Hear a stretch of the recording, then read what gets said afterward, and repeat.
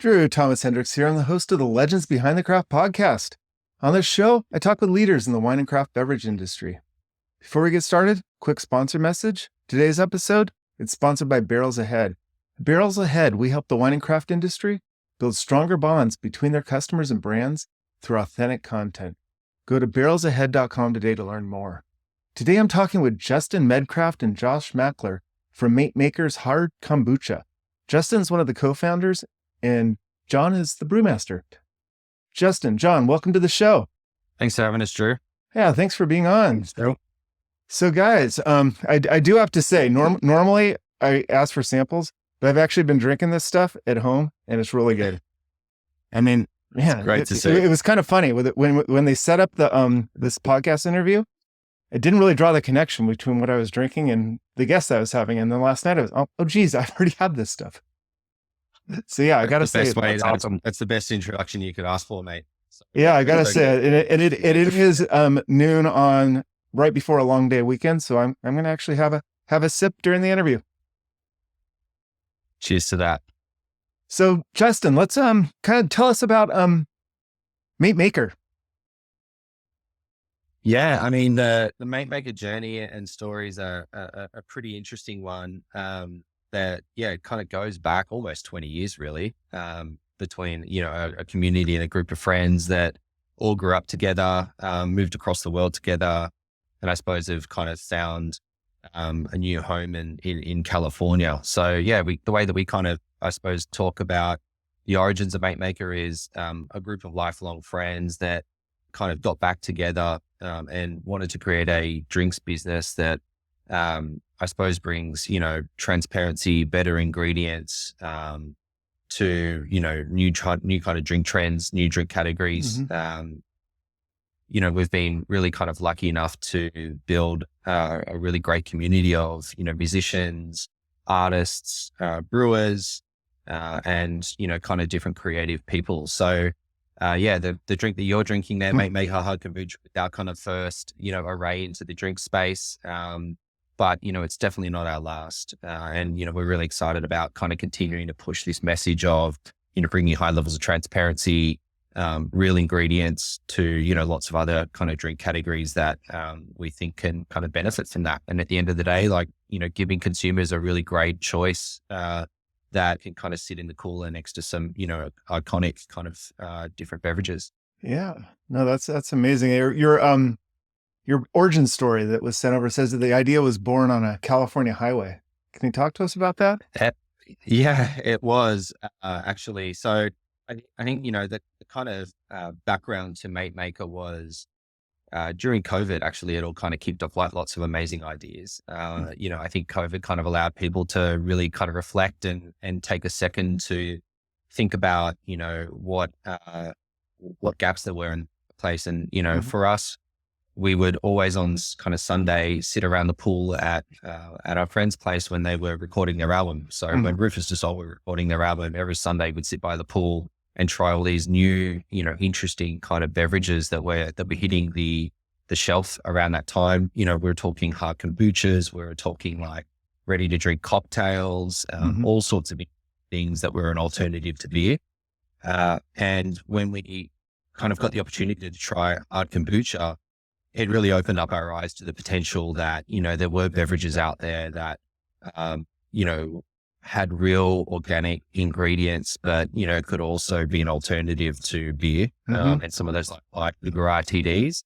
So it happened really organically, actually between our friend group and, we started trying all these different flavors, and that I suppose really kind of, sparked an idea where, we kind of started to look at what was happening in the Australian market. And we kind of say the Australian market is a fast follower from the US. All the big trends that really kind of take shape in America eventually make their way to Australia a few years later. Correct? And we just saw, hard kombucha as this really exciting opportunity that could make its way down to Australia because, Australia have a very similar mindset. We like to have a drink with our mates, but we also, really conscious about the ingredients. We read the back of the labels, to understand what's in our drinks. So that kind of kicked off the kind of thought process. And And then, one day when we were, on a road trip to Mammoth, actually, we would go skiing all the time. And I was in the car with, the Rufus guys, and I'd been stewing on this idea of, a better for you drinks company and bringing hard kombucha to Australia for a while. And I kind of thought, there's no better opportunity than a 5-hour car ride on the way to the snow to really pitch it to these guys. So we got in the car, the doors were locked, and we were off, up the mountain. And then that kind of began the process. And it happened, really naturally, where I sort of said, guys, like, I think there's an opportunity to bring hard kombucha and all these exciting new beverages that we've been drinking by your pool on Sundays to the Australian market. And, they were, the light bulb went off for them, and they said, we've been thinking about the same thing for so long. So Josh, you're a legend in the craft beverage category. Talk to me about your history and what got you into craft brewing. That's awesome to be called that. It's been a lot of hard work and a lot of years to kind of continue to hone the craft. I don't know. It's kind of a funny story. I just kind of like, got thrown into it, which is interesting. I think just, being in San Diego and, being kind of at the forefront of where this whole craft industry has been, starting. And then, obviously this big kind of alternative wave of products has really been kind of, starting off in the R&D phase and, showcasing in the market to really get a feel of kind of how the rest of the state/country is going to get, it was kind of, like the perfect storm for me to, be down here and start to find some opportunities. So, I came down here to San Diego to look to kind of play some, potentially get some pro baseball contracts, do that right after college. And so I needed to have some work on the side while I was doing that. So I started kind of working in breweries, bars and restaurants, and starting doing that. So, Justin kind of has this background of doing, a little more of the front facing sales side and kind of development on that. Well, I kind of, I've learned so much about the back end production side of this whole kind of new industry that's growing. So I ended up getting into, started working at breweries, delivery driver, busser, bartender, essentially holding like 4 different jobs, doing, part-time work with all of them at once until I got kind of the first, this is kind of my first step and foray into the alternative side of things, working with a company called Bootstrapped out here. Oh yeah. I know the one. They were so they were essentially, this was like their startup. It was the 3 founders of them and then myself kind of, working, I was working the brewery, working long hours, doing a lot of stuff. And it was kind of like a, throw yourself into the fire moment where, not really even, the founders knew that much about what we were doing in the production side of things. We were all just kind of learning and growing at the same time. And so I was able to, obviously make mistakes, but also learn how to not make those mistakes in the future. And, it just, the learning curve was so high for me. I was able to really just learn so much in such little time that it really helped me advance so far. And, working with all these companies, I ended up working with Bootstrapped. And then I was working over with the Nova Brazil team, who makes Nova Kombucha as well, another kind of big alternative maker here in Southern California. And doing all that was just, awesome how much that I actually learned and was able to grow doing that. Then it kind of helped me be able to take the next step, which was work to actually kind of help start something. That's where I got into work with the Juneshine guys. Okay.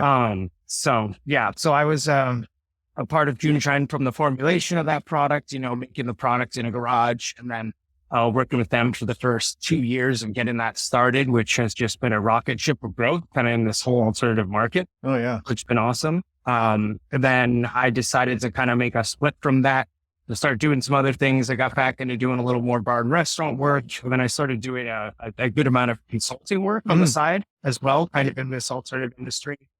I helped some partners start some other brands, some other alternative brands, one called Kobe, which is kind of like craft-free cocktails, kind of a next step up to, seltzer style sugar ferment, trying to, advance that too. And then I've also, been working in kind of some of the spirits industry and working on some canned cocktails, doing, formulation, great stuff.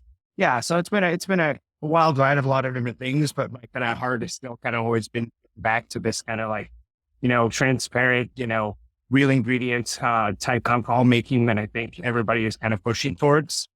And so that's kind of when I was able to link up with Justin and the Maker crew, and, it kind of hit all the boxes for me.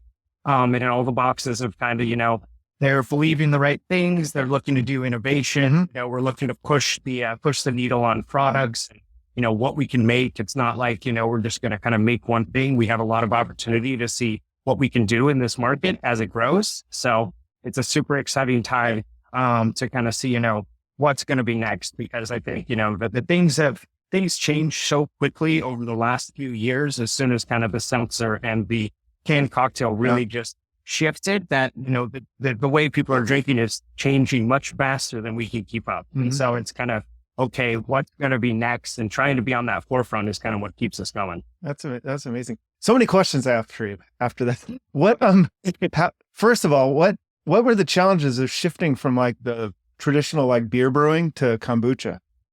There's obviously a lot of the stuff. I always say that kind of brewers are plumbers, it's all pretty similar. You're moving liquid around, and you got to learn how to do it the best and most efficient, and, keep it clean. But I think the biggest thing is that it starts to kind of bring just this, maybe there's like a little bit of this kind of like new, like food and wellness mindset into the kind of game, which is like, back in I guess I don't want to say that it's like wrong for brewers, there's not as much thinking about kind of the wellness aspects of it. But when people are getting more into this like hard kombucha or hard seltzer, a lot more focus and effort was put into, okay, now we're looking at calories. Now we're looking at all these things, which I don't know if it has to be like the top thing, right? I think that should make something that tastes first. And like, if you're going to have a drink, to like have something that you enjoy versus just counting calories. It's never the best way to do that. It's like if you're having a drink of alcohol, you're having calories, right? So it's, it's kind of that double-edged sword, but it has really kind of changed the perception of how people are making these things, because now we're actually, taking the time that's what you're caring about too, right? You're like, oh, people are going to have a good drink, but also we don't want them to be drinking, some one can that has 40 grams of sugar, because we want to make it taste good like that, right? So where's the balance? How we can, make these things, and where, hey, you can enjoy a couple of these, and also you're going to enjoy your next morning and your next day as well. Yeah. And that goes right into your kind of your ethos of mindfulness and moderation that also ties into Rufus Still Swell. Why don't you guys talk to me about that? Justin, talk to me about mindfulness. And I guess if you're going to drink, you might as well drink something of quality. Yeah, for sure. And I think the question that really kind of started everything for us was, if you choose to drink, why not drink something that's better, really? Because I think it's totally cool with, the growth in people that are choosing not to drink. That is a totally fine, and a decision that, I think is also contributing to a lot of people embracing this kind of mindful nature of, of living. So we've, always kind of thought about ourselves as a business that just gives people an option that is a better for you option. If they choose to have a, kind of a beverage. So mindfulness to us, I think, is something that is like really deeply rooted in our individual outlook on life. The Rufus Still Swell guys, they tour so much throughout the year, and, you have to be able to, I suppose, keep a certain level of focus, mindfulness, and also health, and wellness when you're on the road for, kind of 200 days a year. So, and I think that the age of, the Rolling Stones kind of touring and partying like 24/7 just isn't sustainable to a lot of people these days. So, a lot of the day musicians today, have a really relentless focus on their health and their wellness, and also their mindfulness. You could, after a show at Rufus Still Swell, there isn't a backstage party. It's ice baths, it's ginger shots. It's really kind of focusing on preparing for the next show. So I think, as a alcohol brand, embracing mindfulness and embracing moderation is actually cool today. Yeah. I don't think there would have been a lot of alcohol brands back in the, early 2000s that would actively preach to not drink your product, right? Or actively preach to not be kind of consuming alcohol. But we embrace that because we think that it's just part of the, of being able to have a balance between enjoying yourself with your friends and having a good time, but also living life, and embracing this kind of outlook of looking after your body and looking after your mental health. So, Makers very much kind of believe in that.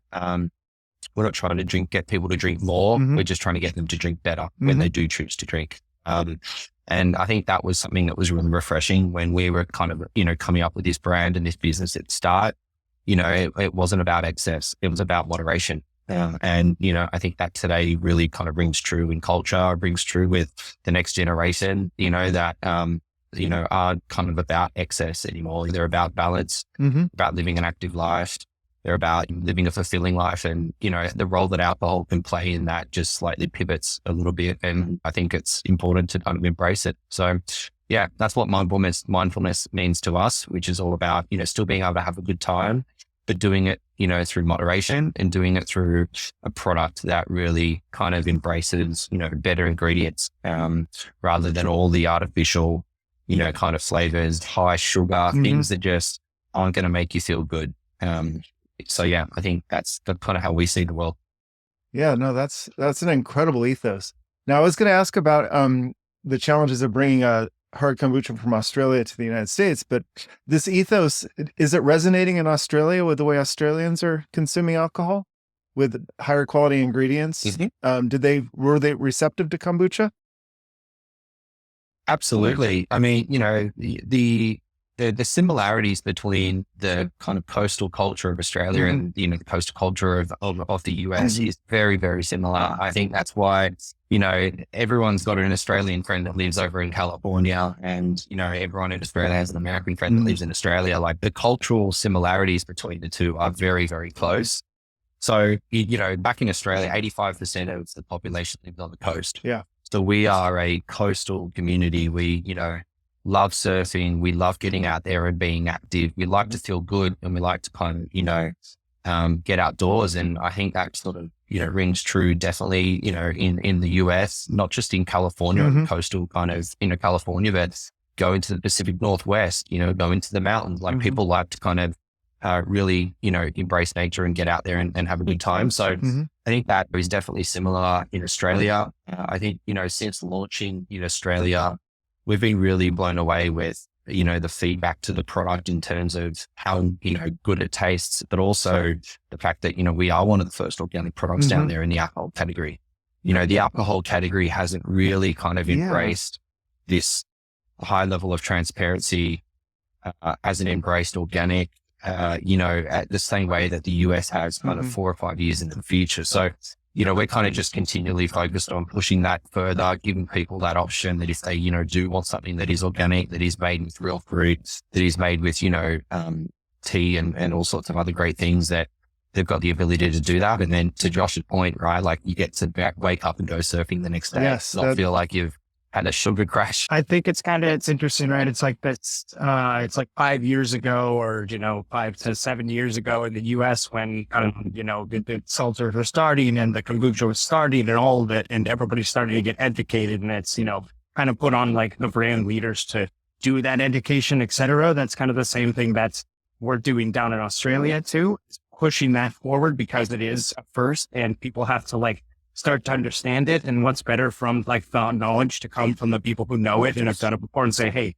here's what's going on. And that's when you kind of get people to turn over. And that's, it takes a lot of education. I think, you learn that, you're not only just like running a business, you're becoming an educator, teaching people how to do this at a next step and how we're drinking. And that's what makes it so exciting for us, right? It's like, hey, we get to help, change people's perspectives on these things.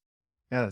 And there's so many incredible independent brands down in Australia, Drew. There are, amazing craft breweries. There's a real momentum and movement that's happening on, independent brands kind of embracing innovation. And I think that, when you've got a kind of thriving independent craft community that is really pushing, the industry forward, it's a really great place to be, because, it kind of the way that we like to look at it is a rising tide lifts all ships. Sure. And I think that, within the craft community, the craft industry, that's happening in California and has been happening for quite some time, and, has really been embraced by the Australian community down there. So you've got, really interesting dynamics of people questioning and wanting better products. But then you've also got this like really exciting industry where independent brands are starting to kind of push the potential of what the drinks industry looks like. That's fascinating. It's been a few years since I've been in Australia, but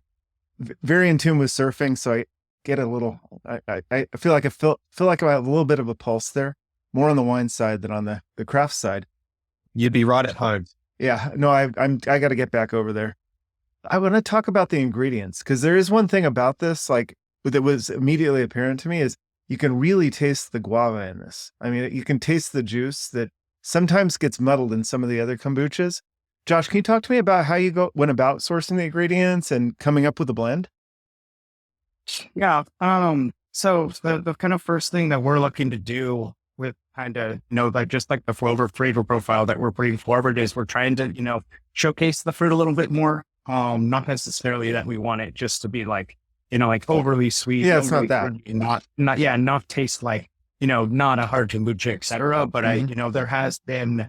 there's always going to be this notion that sticks around for people, and the kombucha being this like hippie vinegar drink. And so it's part of this education. It's getting people, to understand, hey, like, I think there's a way, and I put like a really big divider line almost between kombucha and hard kombucha because of the way that people are, kind of supposed to be drinking it versus like, should we drinking it? This hard kombucha, beverage has really, fallen more into almost like a canned cocktail, kind of category where it is like a blend of things. It's alcohol, right? You're drinking it to enjoy a good time, to enjoy a good drink, to release, versus the kombucha was more of that health tonic. And so, it is interesting, right? There are different kind of set of consumers making these different things. And the people in this kombucha have gotten, to know this health tonic that has all this kind of vinegar to it and, is healthy. And that's great, right? That's a great moment for that drink, but it's kind of getting onto the cusp. Okay, what's happening in hard kombucha? How are people drinking this?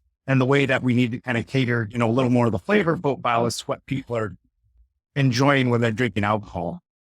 So when we were making our, flavors, we wanted to be a little bit more mellow on the actual kind of like funk that we were producing the beverage, right? We wanted to create a little bit more of like a cleaner brew to give people something that they can enjoy a little more. We don't want that notion of people still say, oh, I drink a bunch of hard kombucha and my stomach hurts or stuff like that. And it, I don't even know if that's happening because of the hard kombucha or it's just becoming, happening because of perception, right? It's one of those, oh, they think it's going to make their stomach hurt, and then it does, right? Because your body can react to how your mind thinks. So it's really just, trying to create a little bit more of like a kind of like a softer touch on the kombucha part of it. People, something that can be enjoyed over and over. People can make it their daily beverage and they want to have, 2 or 3 of them, they're going to be okay, et cetera. And so that was really the focus. And then on the exact ingredient side, we've really just always looking for the best, ingredients that we can find, and trying to, make sure we're using those, right? We, try to use, as much real kind of purees as much as possible, focusing on, finding some of the best spices, either dried spices, awesome kind of cold pressed citrus oils that we're able to use, kind of as flavorings for the products too. So we're taking the effort to spend a little bit more time on finding quality and, like custom ingredients to make our products versus just saying, okay, what's the cheapest way to get to our end goal here? That's great. And the cans are, it says on here, vegan and gluten-free. Is that by just the fact that it's a hard kombucha, or did effort have to be made to ensure that? No, yeah, it's just being a hard kombucha. It should be vegan and gluten-free. The only thing that would make hard kombucha not vegan is we're making a John kombucha with honey. But I guess there's a lot of kind of debate in honey, like organic honey is super, super awesome for bees. And there's a lot of debate on that. But, I think the honey vegans, there's kind of like an up and down on what people think about that. So. Oh, that's very good. So talk to me about these ingredients. So you've got the Pog blend that I've got right now. What are the other different releases that you have? So yeah, right now we have a mango peach smash that is a mango peach and lemon variety, and it gives it a nice little stone fruit and tropical mix, which we found that a ton of people love. And then we also have a pineapple tepache, which is our pineapple sunder on our first release, and that's going to be actually made off kind of, a Mexican inspired beverage. We actually did this product that Justin can touch a little bit more on about a festival we did with Rufus called Sundry down in Mexico. So that's where kind of these flavors Yeah, I got was going to ask you inspired about that. from. Yeah, and so we did. It's a pineapple, cinnamon, and brown sugar, which is an awesome blend. It's super light and refreshing. These are products that people kind of make in Mexico on the streets. You'll see people doing tepache ferments and serving them for people, which is super amazing. Things like the other ones would be like Jamaica beverages, etc. A lot of those kind of agua fresca inspired beverages, and so we want to kind of honor that when we did this release. And honestly, people loved it so much, so we decided to roll it out as a kind of core variety for us starting in the U.S. That's cool. I got to try that. Yeah.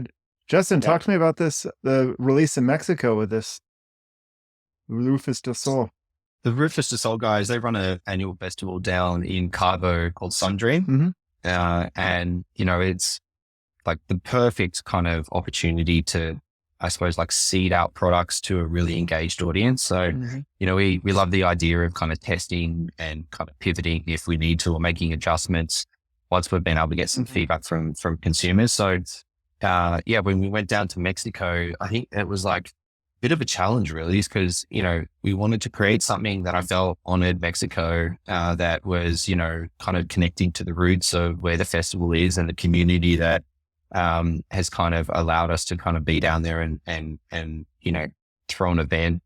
But we didn't know really where to start. So, when we went down to Mexico a few times to go surfing or to kind of go visit, saw people on the side of the road drinking these kind of like almost like dark kind of brown, like fermented pineapple drink. And we were like, what is that? It was like really interesting. I'd never seen it before, never heard of tepache before. And then, we picked up one from a drinks cart on the side of the road.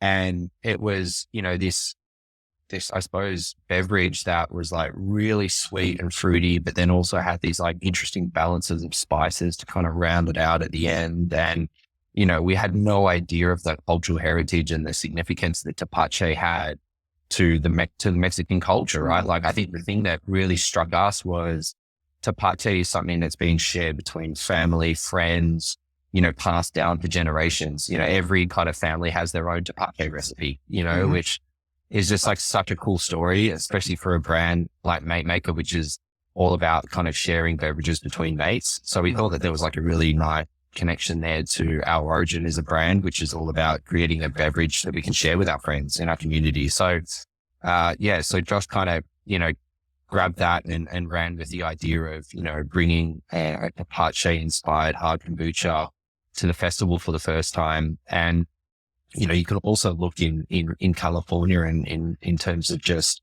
the fact that tepache is starting to, kind of have a lot of momentum, with the, that's kind of bubbled up from the Hispanic community in California and is now starting to kind of show up on the shelves at Whole Foods and Sprouts and like all of these, kind of mainstream great retail partners. So we kind of got excited by that and started tweaking and brewing kind of small batches of our own version of tepache. And, what I think Josh kind of created was like nothing short of, exceptional. It was really, really delicious. It was a fruity kind of, pineapple drink, but then it had all these interesting spices. And then, we brought it down to Sundream, for the first time and kind of, allowed us to, share it with kind of 4,000 people and, sold out. Like people were loving it.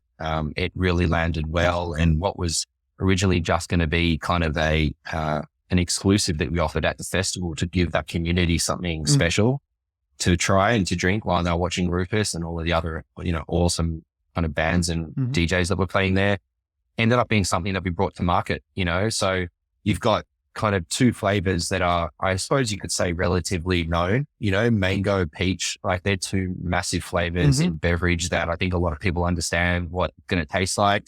Then you've got, pog, traditional kind of, Hawaiian, kind of flavor, but we've brought, something special to it through the introduction of blood orange. So it gives it a little bit more of a kind of interesting profile. I think with Sundream, we wanted to do something that was a little bit more crafted, a little bit more interesting and nuanced and just kind of rounded out the portfolio a little bit more. So, we've got three, I think, flavors that speak to very different kind of flavor profiles, but have all been really well received because, I think at the end of the day, to kind of Josh's point when he was talking about the ingredients and the importance of ingredients, I think if the flavor is real or if it's artificial, and I think for us, we kind of see ourselves at like, sure, we make hard kombucha, but it's really about the fruit. I think it's really about the fresh ingredients and the fresh flavors that we're able to bring in. You can really taste that. I think when you drink a Maker Hard Kombucha, the fact that it's got 100% real fruit in it, not all these artificial sweeteners, flavors and stuff. Absolutely. And we talk a lot about the fruit too, and just I don't want to let it kind of get over the fact that we're still trying to make our beverages kind of sit in line with how people are drinking based on the. I'm not over here counting calories and counting sugar, but we are saying, hey, can we make something that has, a beverage that has these values that are within range with people being okay with, kind of the acceptance on those. So, like our products are still, we're not necessarily trying to make 100-calorie products, 4%, et cetera, kind of like a White Claw, but we're sitting in the range where we're not, just giving people huge gut bombs of calories and sugar that they, it's just going to, ruin you the next day or just be just an unpleasant experience. Yeah. You make every calorie count. It's gotta pay its own weight or tow its own weight. I don't know, whatever that phrase is. But so, Josh, can you, for our listeners, cause I think a lot of people are confused about how hard kombucha is made. Can you outline just the general kind of brewing process of it? Cause it's a pretty simple process, right? So essentially what we're doing when we're making a hard kombucha is we have two different fermentations that are occurring. You have an alcoholic fermentation that's occurring, and that's done with sugarcane. In most hard kombuchas, I believe, which classifies this as severe. Some people might be able to do it, with fruit products, which we classify as wine, but most commonly it's done with a sugarcane fermentation, similar to what you find with any seltzer beverage, to make that alcohol. And then there's also on the side, you also have your bacteria fermentation, which is going to be like the kombucha part of it. So that's the SCOBY, which people believe is this kind of big gelatinous thing, but no, SCOBY is an actual term just for culture of liquid and that stuff that happens. So symbiotic culture of bacteria and yeast together. So using that culture and then using the alcoholic fermentation, you get this blend, which is you're able to kind of make this hard kombucha product from there, right? And so, it gets a little bit of tartness from the bacteria. You get a little bit of those kind of vinegar notes. You get a little bit of those nice lactic notes from all that. And then, which our alcoholic yeast strain that we selected and have done a lot of work on to kind of find the best one that produce kind of the cleanest ferment that we're looking for, because there's a lot of manipulation you could do with flavor based on your just any yeast you're choosing and any appearance, wine, et cetera. So, that one, produces that nice, clean, we think it gives us really nice, neutral, clean, kind of like fruity, presence. And then once we do that, we have this kind of base hard kombucha blend. And from there, we're able to use our different fruits and spices to make our different flavor combinations. So it makes it actually pretty awesome and easy on us that we're able to do that, where we can kind of brew up a large tank of this stuff and actually split it into different batches and do different kind of, fun blends. So we're looking forward to in the future to be able to kind of, we'd love to get ourselves a tap room kind of like R&D place where we can actually, start having kind of this stuff and really do some like fun craft, small batch stuff with a little more, maybe even some like farmers market fruits or visit local farms. So that'll be a next step for the future. That was very helpful because I know I've kind of explained it to a lot of people and they think you're fermenting the tea and it's not really what's happening there. Yeah, it's where you're fermenting the sugar. The tea is there to provide, the tea is there obviously to provide kind of the base of the liquid, right? So instead of a seltzer, which we wouldn't have the tea added in there, the tea is providing some micronutrients to the brews. So they're providing some micronutrients. Obviously, you're using a tea versus water. It's obviously that kombucha aspect. And so I think it maybe kind of helps a little bit of the help on the fermentation with some of those nutrients that are provided. Yeah. So maybe that's why we can produce, maybe a little more of like a neutral fruity profile than some of the, seltzers you get. They can get a little rough sometimes, but that's also just due to the process of, a lot of people and how they produce those where, they're doing a little bit of a different process and then carbon filtering seltzers. So now, so you have a house blend is your base that you then add the fruits to? Is there Yes, exactly. is there a possibility, like I see, like I'm gonna use a beer reference now where you've got the different hops. Can you like experiment with different yeasts and maybe have like a bolder house blend and a lighter, or is that even a thing? Definitely. I mean, yeah, you could essentially be experimenting with different teas.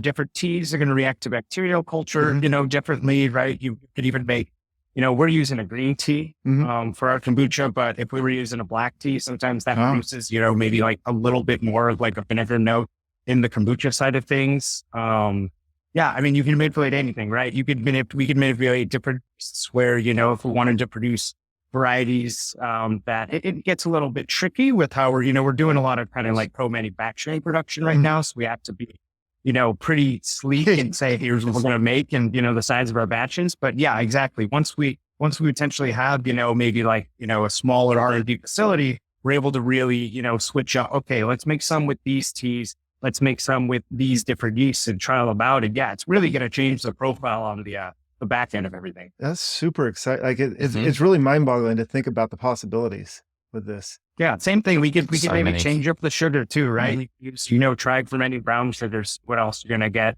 et cetera. So there's so many different possibilities and kind of ways you can push the needle. Obviously our focus is kind of getting ourselves started and getting our products out the door right now. But eventually, we really, our plan is probably to really push the innovation and see what we can do. And, who knows, that's once you're doing that stuff, that's kind of when you figure out that you might just stumble on the next greatest thing. Yeah. Yeah. That's amazing. Justin, I got to ask you, so San Diego, very competitive market. What's it like bringing a product into this marketplace? Totally. I think it's a really good point. The way that I think we kind of look at it is San Diego is the best market to kind of incubate a new brand. Probably, there's, in the country really. I think you think about like how many amazing brands have started in San Diego and to kind of really be able to build like captive audience straight out of the gate. There's a huge amount of kind of craft beverage culture that's, been happening in San Diego for a long, long time. So we actually kind of saw the opportunity to go into a market like San Diego that is, hard kombucha heartland, really. You got kind of, two of, or majority of the, kind of category leaders all starting in San Diego. We saw that as an opportunity really to kind of earn our stripes with a drinker that is really educated and it really knows what they want, rather than, I suppose, necessarily trying to break into a new market as like a first mover. So, the fact that, there's some incredible brands that have done, and kind of elevated the hard kombucha category there is if we can kind of stand up next to some of those with a great product and a great liquid that the consumer is resonating with, I think that sort of speaks quite highly of our brand and the product that, Josh has been able to kind of brew. So yeah, I think it's kind of, the focus for us has been, let's go into the market where I suppose competition is high, where the products are great, and where the consumer, at the end of the day is the ultimate decision maker, right? And they're the ones that are going to be able to tell you if it's good or not. And I think we've been really happy with how it's been received, in kind of short of, probably 3 months really since we launched. So yeah, it's been incredible growth. I'm definitely seeing it in the stores and in the tap rooms as well. So guys, yeah, thanks for that. But I think, we've like really looked at on premise as like a way to launch our brand, focusing on like those really good accounts that, consumers are kind of looking for something different, draft and it has been like a big focus for us trying to roll out into craft led accounts as well as really good independent accounts that have an incredible offering. Like I am so blown away with just, if you look at the fridge, the opportunity that Beyond Beer and kind of this fourth category of better for you alcohol represents in San Diego. Like, we were in a store the other day. There was almost as much fridge space to hard kombucha, canned cocktails, all of these amazing beverages as there was with craft beer. Yeah, it's amazing. And I think that says a lot about what the consumer's buying. At the end of the day, San Diego is a market that people are really open to trying something new. And they're looking for those kind of alternative beverages. And I think that foundation just is really good for, incubating a new business like Maker. Oh, fantastic. Now, guys, as we're wrapping down, anything we haven't talked about that you want to bring up? Any latest news or?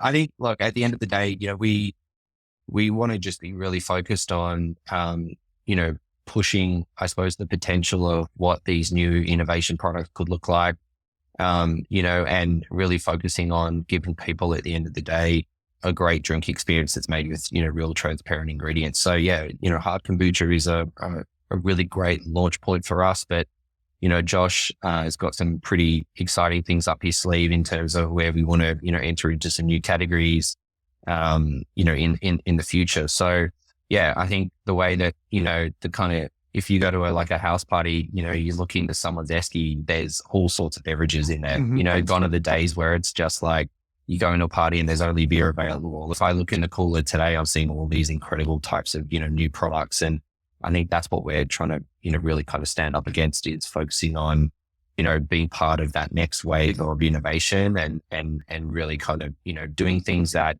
is exciting and interesting to us that hopefully, the consumer will be just as excited about as well. Where can people find out more about Maker and you guys?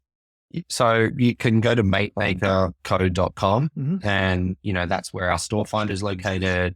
That's where, you can kind of keep up to date with events. We're really being active in terms of, activating the on-premise and showing up at some other big music festivals and stuff over the summer. So hopefully, yeah, you'll be able to kind of find us, in San Diego through going to your favorite bar or, going to some music festivals. But if you can't find us in those kind of places, then yeah, just go onto our website and you'll be able to use the store finder to find the local store that's carrying Maker. And yeah, stay tuned because we've got some really exciting new flavors coming up and really exciting new beverages that are going to be hitting the market soon as well. Yeah, that's awesome. We're going to have you back in a few months and check your growth. Hear the latest. Well, thank you. Absolutely. Thanks so much for having us, Drew. And yeah, really thank you guys. Time to and cheers. Have a discussion. Cheers. Thank you. Thanks for listening to the Legends Behind the Craft podcast. We'll see you again next time, and be sure to click subscribe to get future episodes.